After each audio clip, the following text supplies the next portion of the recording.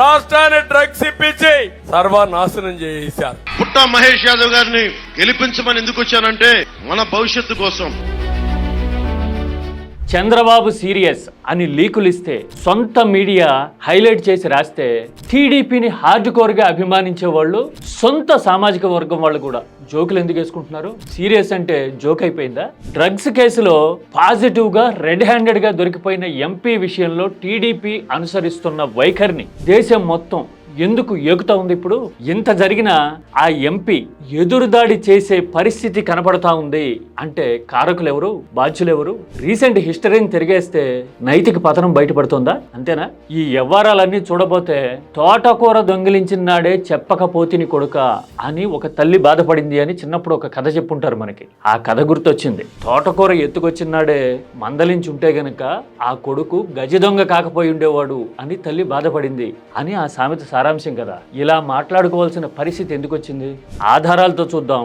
రాజకీయ, ఆధ్యాత్మిక, ఆర్థిక విషయాల్లో టీడీపీ అనుసరిస్తున్న వైఖరి ఎలా ఉందో మనం విత్ ప్రూఫ్స్ ఒకసారి తిరిగేద్దాం. ఈ వైఖరి ఇలాగే కొనసాగితే ముందు ముందు పరిణామాలు ఎలా ఉంటాయో ప్రాక్టికల్ గా అండ్ లాజికల్ గా చెక్ చేద్దాం రండి. ఏ సమస్య అయినా పరిష్కారం చేస్తాం గాని గంజాయి గాని డ్రగ్స్ అలవాటైతే వాళ్ళని పరిరక్షించుకోవడం చాలా కష్టం. డ్రగ్స్ కేసులో టీడీపీ ఏలూరు ఎంపీ పుట్ట రెడ్ హ్యాండెడ్ గా దొరికిపోవడాన్ని దేశం మొత్తం చూసింది కదా. ఒక ఎంపీ అలా దొరికిపోవడమే పెద్ద షాకింగ్ అనుకుంటే 24 గంటలు తిరిగేలోపే స్టేషన్ బెయిల్ తీసుకుని పార్లమెంట్కి వెళ్ళిపోయారు. చూసారా? ఈ పరిణామం చూసి చట్టం మీ చుట్టమా, అసలు ఏం జరుగుతోంది ఇక్కడ తెలుగు రాష్ట్రాల్లో అని దేశం మొత్తం నివ్వెరపోవడం కనపడతా ఉంది. ప్రముఖులందరూ ఇప్పుడు టీడీపీ నాయకత్వ ధోరణిని ఏకుతూ ఉన్నారు. చూడండి, రాజ్దీప్ సర్దేశాయ్ ఎమినెంట్ జర్నలిస్ట్ ఏమన్నారు? ఒక కామన్ మ్యాన్ గనక దొరికింటే గనక ఇలాంటి పరిస్థితులు పరిణామాలు ఊహించగలమా? ఎంపీ అయితే ప్రివిలేజ్డా? ఎందుకని ఇలా కాపాడుతున్నారు, వెనకేసుకొస్తున్నారు అని రాజ్దీప్ అడుగుతూ ఉన్నారు. పూనావాలా చూడండి, ఎంపీ విషయంలో అసలు ఇలాంటి పరిణామాల ఎక్కడున్నాం మనం అని క్వశ్చన్ చేస్తా ఉన్నారు కదా. పూనావాలా అంటే తెలుసు కదా, వ్యాపారపరమైన విషయాల్లోనే కాదు సామాజిక రాజకీయ పరమైన విషయాల్లో కూడా ఆయన చాలా ప్రాక్టికల్ గా స్పందిస్తూ ఉంటారు కదా. ఇలా ఎంపీ ఇష్యూ మీద అన్ని వర్గాల వైపు నుంచి తెలుగుదేశం వైఖరి మీద దేశవ్యాప్తంగా ఇప్పుడు వేలెత్తి చూపించే పరిస్థితి కదా. ఇదంతా ఒక ఎత్తు అయితే చాలా ఆశ్చర్యకరమైన పరిణామం ఇంకోటి ఏంటో తెలుసా? టీడీపీని హార్డ్ కోర్ గా అభిమానించే వాళ్ళు, సామాజిక ఇన్క్లినేషన్ ఉన్నవాళ్ళు, అట్ ద సేమ్ టైం కాస్త ఆలోచన పరులుగా ముద్రపడిన వాళ్ళు చంద్రబాబు ధోరణి మీద ఇప్పుడు జోకులు వేసుకుంటున్న సిచ్యువేషన్స్ కనపడుతూ ఉన్నాయి. చంద్రబాబు ఎంపీ విషయంలో సీరియస్ అయ్యారు అని లీకులు ఇస్తే మీడియా రాస్తే ఇదిగో చూడండి, సోషల్ మీడియాలో ట్రెండ్ అవుతున్న పోస్ట్ ఇది. చంద్రబాబు సీరియస్ అనేది అతిపెద్ద జోక్ అయిపోయింది రాజకీయాల్లో అని మాట్లాడుతూ ఉన్నారు. చూసారా? అంటే స్టేట్ ఆఫ్ అఫైర్స్ ఎలా ఉన్నాయి అని చెప్పడానికి తిరుగులేని రుజువు కదా. ఇంత జరిగినా కూడా ఆ ఎంపీ ఎదురుదాడి చేస్తూ వీడియో విడుదల చేయడమే కాదు, అలవాటైన ధోరణిలో, ఏది పార్టీకి అలవాటైన ధోరణిలో ఫ్లెక్సీ కూడా పెట్టేశారు. చూడండి, ఆయనేమో పాజిటివ్ గా దొరికాడు, హిస్టరీ కూడా ఉంది అని ఇదిగో మీడియా ఇలా కథనాలు రాస్తా ఉంది. అయినా సరే ప్రజలు ఆయనతోనే ఉన్నారు అని చెప్తూ ఉన్నారు. చూసారా ఈ ఫ్లెక్సీలు పెట్టి? అంటే దాని అర్థం ఏంటి? ఎదురుదాడి చేసి నెగ్గుకొచ్చేయచ్చు ఏ విషయంలో అయినా అని ఆ ఎంపీ అనుకుంటున్నట్టున్నారు. అలా అనుకోవడానికి కారణం ఏంటి? తిరుమల నెయ్యి విషయాల్లో ఇలాగే మనం హోర్డింగ్లు పెట్టి రాజకీయం చేసి ఎదురుదాడి చేసి ఇష్యూని డైవర్ట్ చేశాం కదా, అలా చేయొచ్చు అని అనుకుంటున్నారా? లేదంటే ఆధ్యాత్మిక పరమైన విషయాల్లో ఆధారాలతో దొరికిన వాళ్ళు కూడా స్కాట్ ఫ్రీగా మమ్మల్ని ఎవరూ ఏమీ చేయలేరు అని మైకుల ముందే ప్రకటించారు కదా, అది చూసి ఎంపీ కూడా తాను అలాగే చేయొచ్చు అని అనుకున్నారా? ఆ విషయం నేను డీటెయిల్ గా మాట్లాడతా.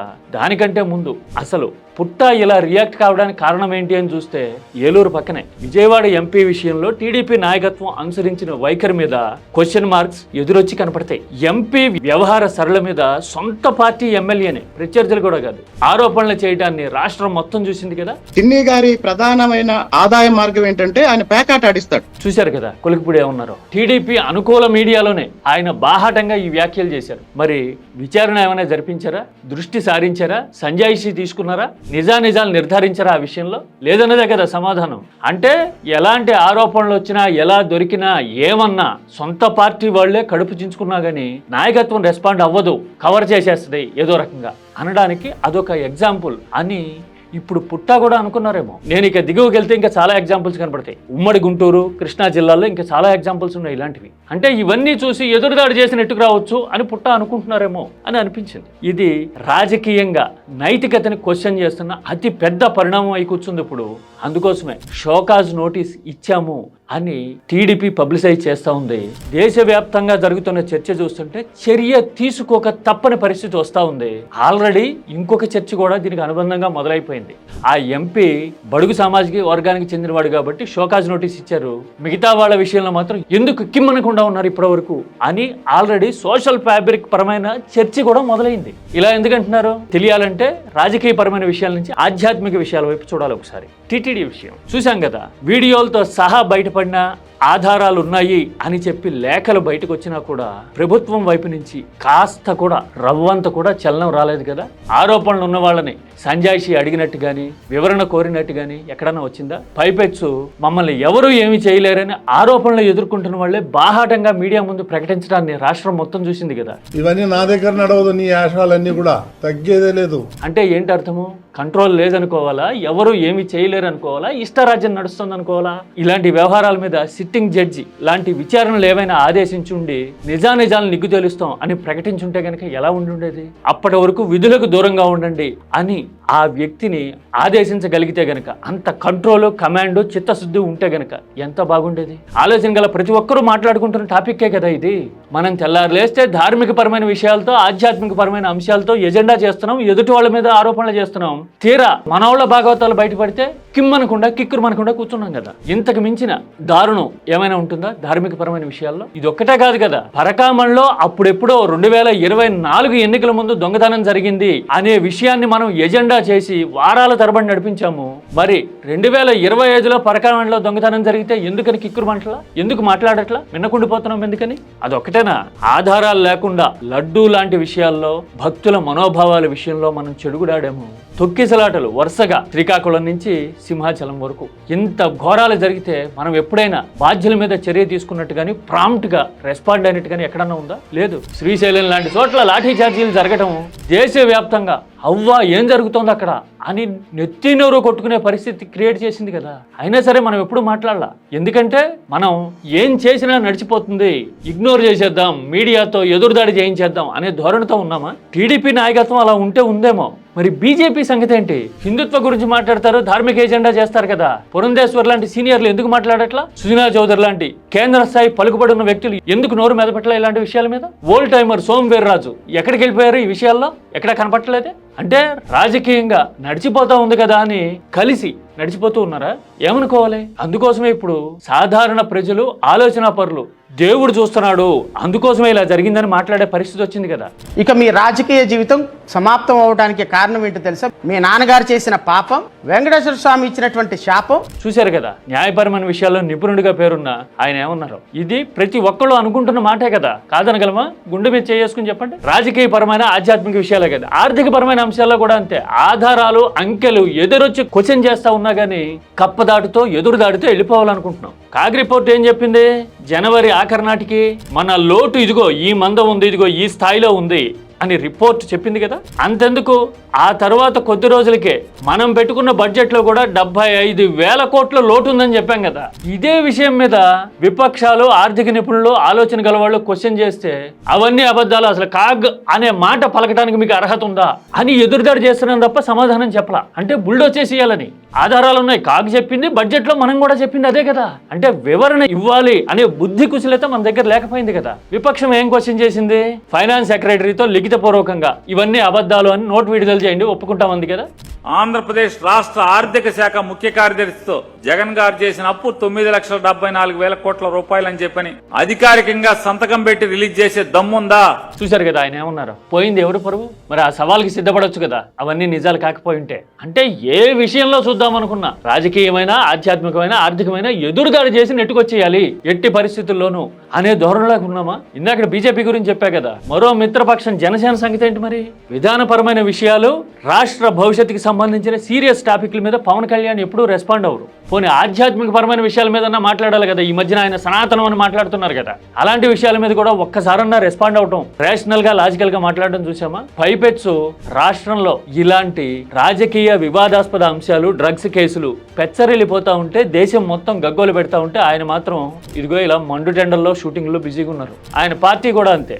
ఏమాత్రం సందు దొరికినా గానీ డప్పులు వాయించేందుకు సిద్ధంగా ఉంటాం అన్న అన్నట్టుగా చూడండి, ఇదిగో ఇలాంటి పోస్టులు పెడతా ఉంది. మధ్యాహ్న భోజనం అధ్వాన్నంగా ఉంది అని పిల్లలు రోడ్డెక్కితే మంత్రి క్షమాపణ చెప్పారు. అలాంటి పరిస్థితులు ఎందుకు వచ్చినాయని అనడం కాదట, అసలు మంత్రి సూపర్ బంపర్ అని భజన కొడతా ఉన్నారు. చూసారా? అంటే మిత్రపక్షాలు కూటమి పార్టీలు ఉన్నది పక్క వాయిద్యాలు అంటారు చూసారా, అట్లా పక్క వాయిద్యాలు వాయించడానికైనా ఉన్నది తబలాలు. ఎవరు రేషనల్ గా లాజికల్ గా మాట్లాడరా అనిపిస్తుంది కదా సహజంగానే ఇలాంటివి చూసినప్పుడు. మరి మీడియా బలం ఉందనో లేదంటే 164 జైంట్ నెంబర్ అంత బలం ఉందనో అనుకుని మనం ఇలాగే ఎదురుదాడి చేసి ప్రతి విషయంలోనూ నెట్టుకు రావాలనుకున్నాం అనుకోండి, ఏమవుతుంది? ఒక పొలిటికల్ ఈక్వేషన్ మాట్లాడుకుని తీరాలి మనం. అదేంటో తెలుసా? సొంతంగా టీడీపీకి హార్డ్ కోర్ గా సపోర్ట్ చేసే బలం ఎంత కాదనుకున్నా హీనపక్షం 30% ఉంటుంది. సచ్చి చెడి సానుభూతి రకరకాల ఎలిమెంట్స్ అన్నిటినీ వాడి మనం 10% అప్పటికప్పుడు ఓట్లు సాధించగలుగుతాం. 40% అయితే అది సరిపోట్లా మనకి. అందుకోసమే 2019లో ఓడిపోయాం. మరి గెలవాలంటే ఎంత కావాలి? ఇప్పుడు ఏపీలో 50% దాటాలి కదా. దాటాలంటే మన దగ్గరేమో 30 ఉందంటున్నాం కదా. మొన్న వచ్చినట్టుగా 55 ఎలా వచ్చింది?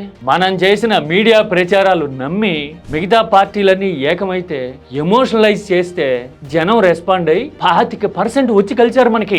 మనం 30కి తోడు, అందుకే 55 అయింది మనకి కూటమికి. ఇప్పుడు ఈ 30 మంది మనం ఏం చేసినా భజగోవిందం పరమానందం అనొచ్చేమో, కానీ హౌ అబౌట్ దట్ 25%? వాళ్ళందరూ చదువుకున్న వాళ్ళు, మిడిల్ క్లాసు, లాజికల్గా ఆలోచించగలిగిన వాళ్ళు, నైతికత లాంటి విషయాలని నమ్మేవాళ్ళు.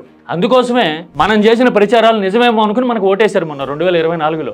ఇప్పుడు ఇలాంటి వరుస పరిణామాలు చూసి డ్రగ్స్ కేసులో దొరికినా ఎదురుదాడి చేస్తుంటే, సొంత పార్టీ ఎమ్మెల్యేలే ఎంపీల గురించి మాట్లాడుతూ ఉన్నా కానీ మనం మిన్నకుండిపోతుంటే, ఆధ్యాత్మిక పరమైన విషయాల్లో అయితే అసలు సరి నైతికత అనేది అసలు ఎక్కడా కనపడిన పరిస్థితి. ఇలాంటి పరిణామాలు వరుసగా జరిగితే ఆ 25% పరిస్థితి ఏంటి?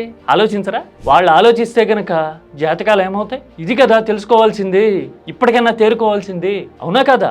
మనకి భారీ మెజారిటీ ఉందని, రాజకీయంగా చెల్లుబాటు అయిపోతుందని అనుకుంటే గనక అది బంగాళాఖాతంలో ఉన్న భారీ నౌక లాంటి పరిస్థితి. అది అనుకుందాం కాసేపు. ఆ నౌకకి ఇలాంటి నైతిక పరమైన, వాస్తవిక పరమైన, రాజకీయ పరమైన సవాళ్ళు ఎదురొస్తున్నాయి అనుకోండి, అవి చిల్లులు లాంటివి. నౌక ఎంత పెద్దదున్నా కానీ, చిల్లు ఎంత చిన్నదిగా కనపడినా కానీ, ఒక పెద్ద నౌకకి చిల్లులు 1 by 1 ఒకదాని తర్వాత ఒకటి పడుతూ పోతూ ఉంటే ఏమవుతుంది నౌక భవిష్యత్తు, గమనం. ఇప్పుడు ఏపీలో కూటమి సారథ్యం, మరీ ముఖ్యంగా చంద్రబాబు సమాధానం అన్వేషించాల్సిన క్వశ్చన్ ఇదే. మరి సమాధానం ఏంటి చెప్పగలుగుతారా? సామాజిక ఇన్క్లినేషన్స్తోనో, మన వాళ్ళని మనమే కంట్రోల్ చేయలేని పరిస్థితితోనో, లేదంటే మీడియా అండ ఉంది కదా, బలం ఉంది కదా అని ఎదురుదాడి చేసుకుంటూనో పోతే అసలైన విపక్షంగా ఆలోచన గల జనమే నిలబడతారు. వాళ్ళకి సమాధానం చెప్పలేము. చిల్లులు పడిన నౌకకి ఎదురయ్యే పరిస్థితే కూటమికి కూడా ఎదురవుతుంది ఖచ్చితంగా, ఖాయంగా. అవునా కాదా? మీరేమంటారు? రాజకీయాలు కాసేపు పక్కన ఉంచండి. వరుస పరిణామాల మీద, ఆంధ్రప్రదేశ్ మీద మక్కువ ఉన్న ప్రతి ఒక్కళ్ళు స్పందించాలి కదా. చెప్పండి చూద్దాం. కామెంట్ అనేది సభ్యతగా ఉండేలాగా చూసుకుందాం. సబ్జెక్ట్ మాత్రమే మాట్లాడదాం.